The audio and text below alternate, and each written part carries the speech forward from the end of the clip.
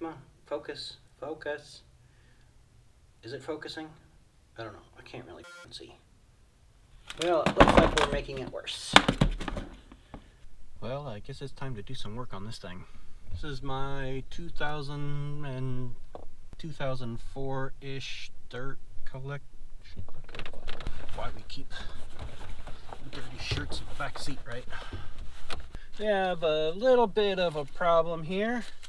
As you can see, my high beam indicator just decided to go on for no reason.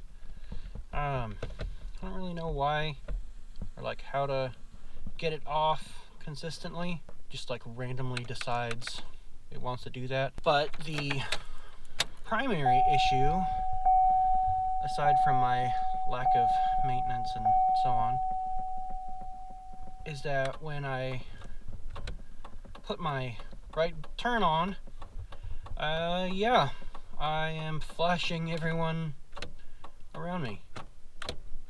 And it's not very consistent, so it catches me off guard. But I found out if it does come on and I wiggle the stick a little bit, I can get it to go back off. Okay, now it's being a prick. So what I'm thinking is that the grease in this switch is failing and starting to get sticky. It's a problem I used to see was like the 70s era GMs. The grease in the column for the cancel switch would go bad, and your turn signal, you'd kick it off, and then it would sit there and it would blink 4 or 5 times while the stalk finally caught back up with where it's supposed to be. I have no idea if that's actually the case with this, because I've never had one of these switches apart, but I've taken a bunch of these switches apart before and fixed similar issues, so that's what I'm going to do.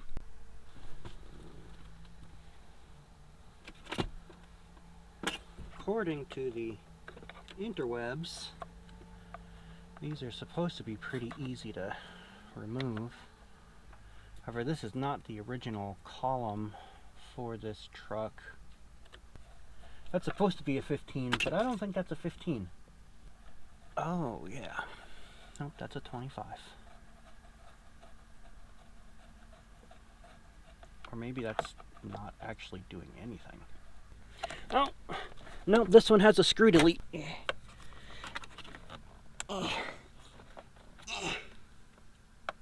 Aha. Ah, there we go.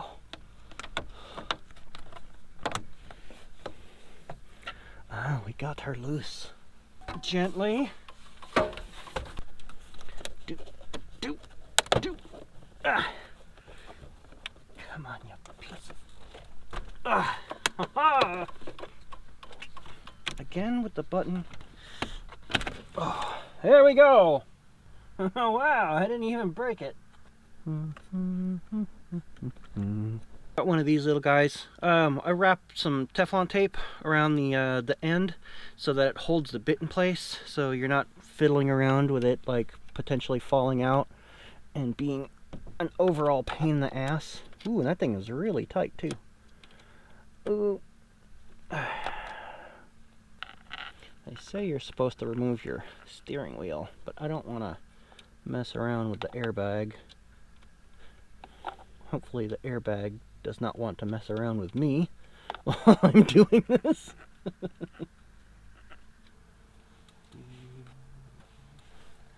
Alright, and that should just lift out. And then we've got some clips. I'm gonna break a nail. Go find a... That'll work. This is still a factory switch. I don't know if that is a good thing or not. I don't know these days, being mostly a classic car kind of guy. Okay, well, let's get this inside and we'll take it apart and see what it wants to say. If you should so choose to participate in such road hackery, take these things apart in a box, because a lot of times there's a lot of small parts and stuff that springs and retention balls and stuff like that, and they have a habit of shooting across the shop and just disappearing. And that may still happen, but I would like to try to avoid that. And from here, I can't see the mechanism or any clear indication of where that headlight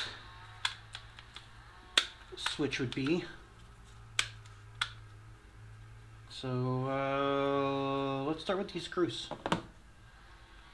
Less likely to break screws. They are working on clearing the lot next door. Does the stalk want to come with it? Ah, there we go.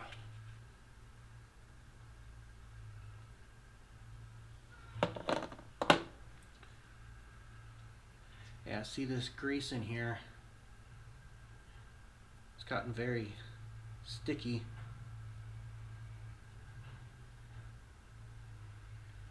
Some of it's not too bad, but the stuff that's actually on the wear surfaces themselves has gummed up quite a bit.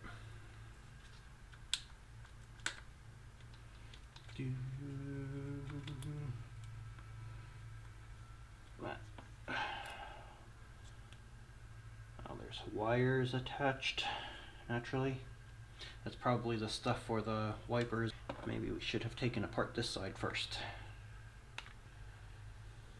Oh, it's that whole assembly all wants to come out together.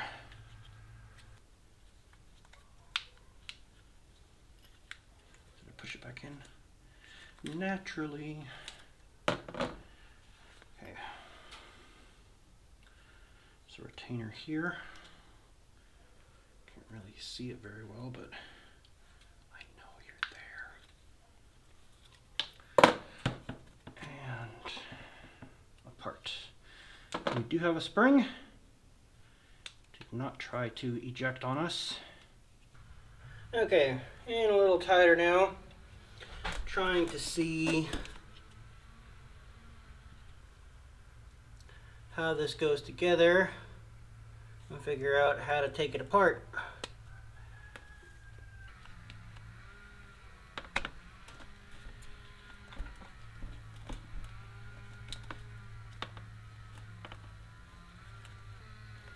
Ooh, that does not self-return. Oop, I just pushed something out. Okay, so this guy here is probably our main culprit here. You really can't see there, can you?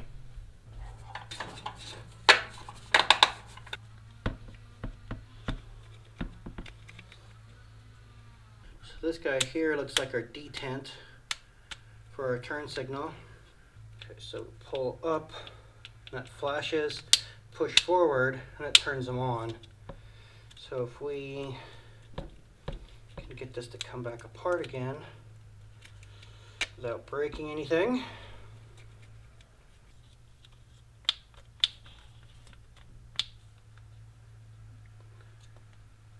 Oh, so see, it's actually worn a groove in here. This is where this articulates on. This little pawl right here is actually what activates. Ooh, look, it comes out. So that lever on the switch pushes down on this, and then this moves this slide up and down. I'm guessing that's what activates the high beams, but I don't see if we pull up. But if we push down, how does that? Oh, I see.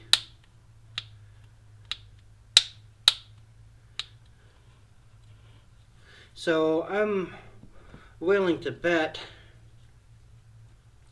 see this groove that's worn in here is probably what's causing the problem. I'm guessing what happens is this is the slide that pawl activates, and when you lift up on the or when you pull back on it, it lets it settle. Wait, which way does it go? Yeah, when you pull back on it, it pushes this switch up, and then the spring pushes it back down, and then when you push it forward, it slides down into a different set of contacts and leaves the high beams on.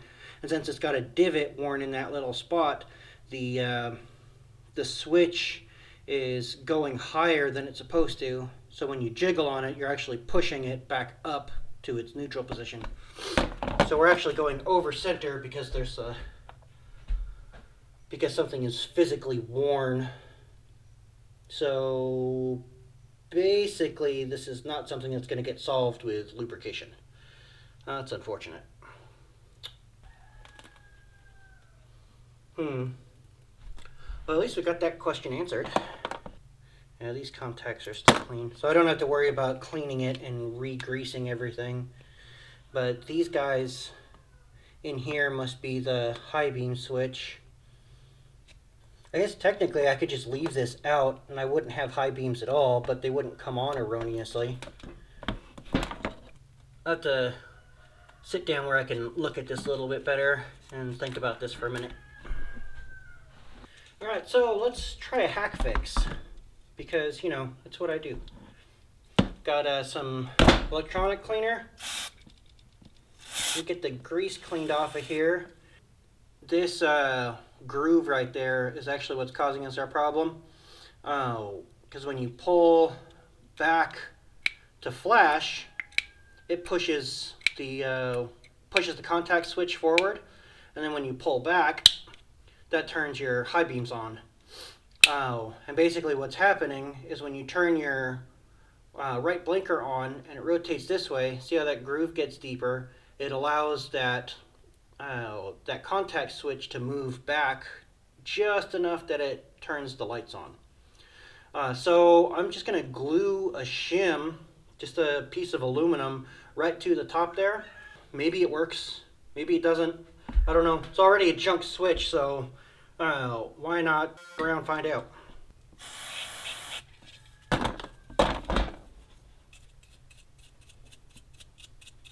I'm trying not to get the cleaner into any of this stuff here, because I'm just going to leave that grease alone, because this is likely not going to be a permanent fix. In any case, I'm sure it will probably last longer than my ownership of this vehicle. Alright, while that dries, I'm going to go find some piece of aluminum to make that shim.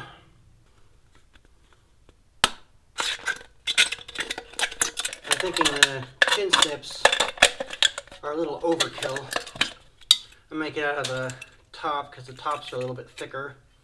I'm not worried about this being about like the tolerances, because the pawl itself is actually worn as well. Is the tab big enough? Yeah, the tab is big enough.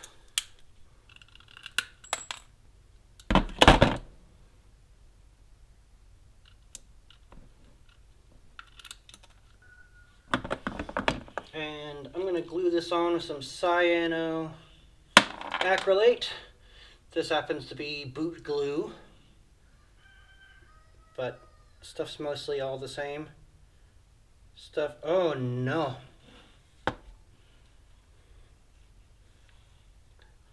Just realizing where the flaw in this plan probably lies. Oh, I think I probably just ruined this. Oh no.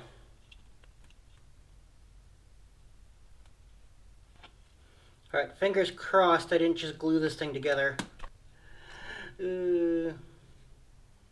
Wish I had some activator. Alright, I think maybe I can work on reassembling the other side without making that worse. So this guy's supposed to ride in that channel.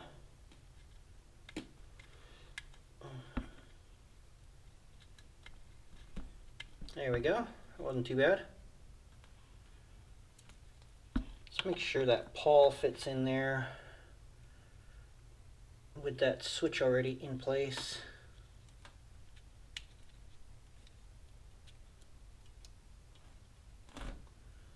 I think that's all the pieces.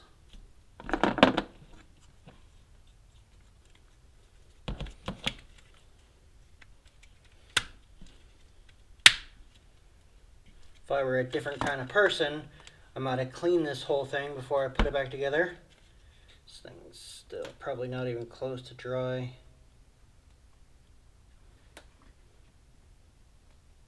I'm going to go Google how long it takes cyanoacrylate to dry. It's been 30 minutes or so. This is starting to thicken up a little bit, but it's still pretty far from dry, so I went in the house, got a little bit of baking soda. I don't have any traditional spray-on CA glue activator, but I do have this stuff and a spoon from one of my aquarium test kits. Baking soda actually does work as a activator or accelerator for CA glue.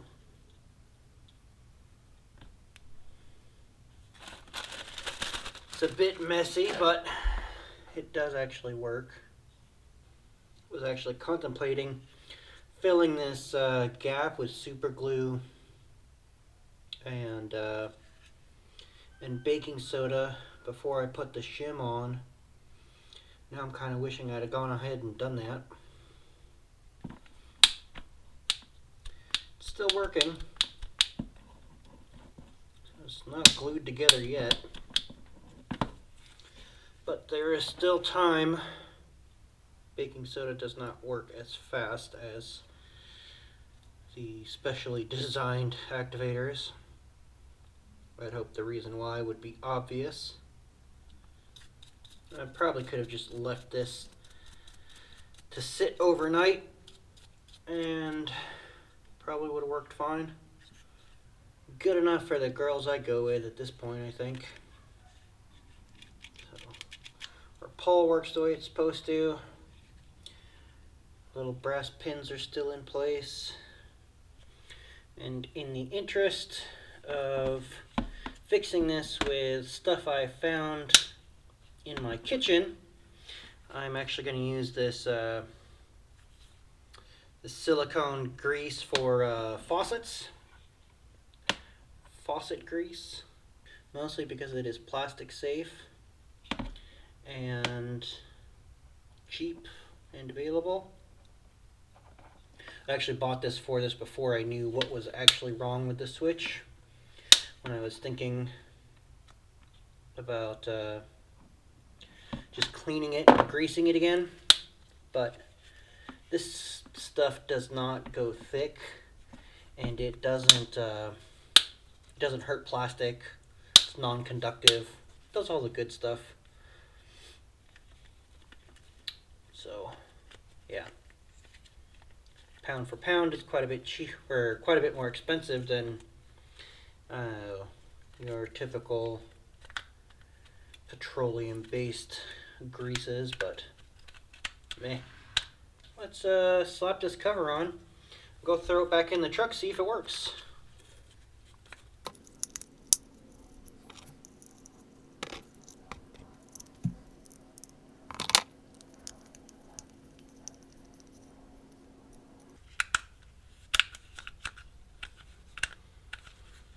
Uh-oh.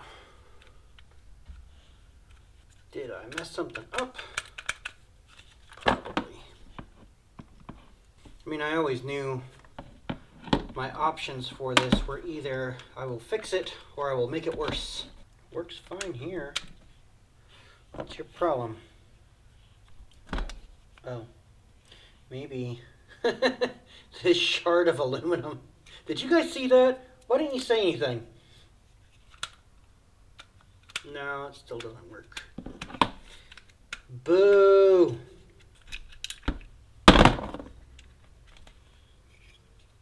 Oh no.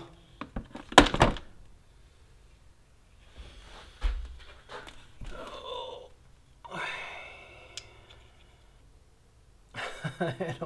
this spring came from. Oops. Well, it looks like we're making it worse. My selector here was clocked wrong. It engages with that wheel down there, and did not have it in the right spot. So now it works there and there. Hopefully it'll still work with the cover back on it again.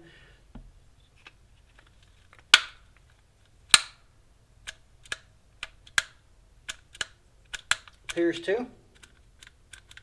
Oh man, what the hell? Now this doesn't turn. It's not going to go back into place correctly for some reason.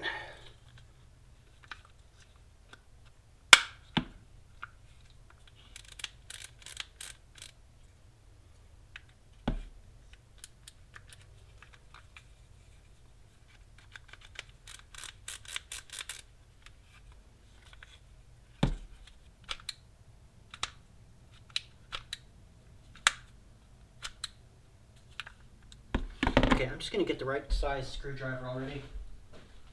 It's bold of me to assume I have the right size screwdriver.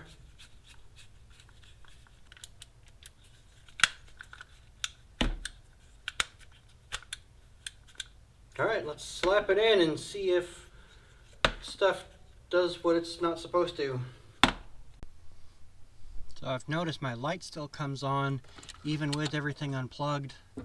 Not that you can really see because it's dark AF. I'm guessing I must have some other issues going on as well. Yay!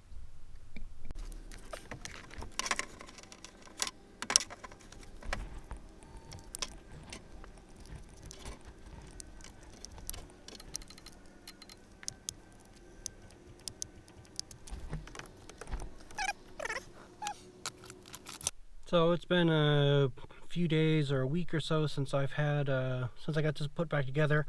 I was trying to edit video and realized that everything was too dark and you couldn't actually see what was going on. So just a quick outro right here. My lights all work independently like they're supposed to. Flashers work right, and yeah, everything works individually like it's actually supposed to. So I'm going to call it a success. I have no idea how long that's going to last, but like I said, this isn't a truck I intend to keep forever. I got another one that I'm going to try to get put back together and back on the road, and then this one will find a new home. Thanks for watching. Hope maybe you learned something, even if it's only don't waste your time and just buy a new damn Switch. And I will see you next time.